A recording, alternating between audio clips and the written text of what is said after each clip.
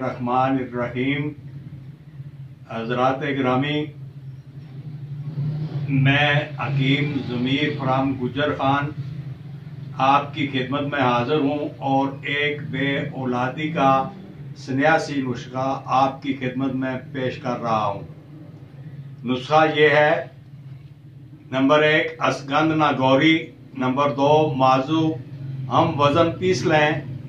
5 ग्राम दुआ सुबह शाम अमरा नीम गर्म दूध लें। बेऔलादी के तमाम असबाब और जिस्मानी नक्स दूर करके औरत को साहिबे औलाद कर देती है। ये नुस्खा रहम की सोजिश दूर करता है, बैज़ादानी में अंडों की पैदाइश बेहतर बनाता है। ये बेहतरीन मोहीने अमल दुआ है। अगर कब्ज़ की शिकायत महसूस हो तो अदविया के बराबर वज़न चीनी पीस कर मिला लें।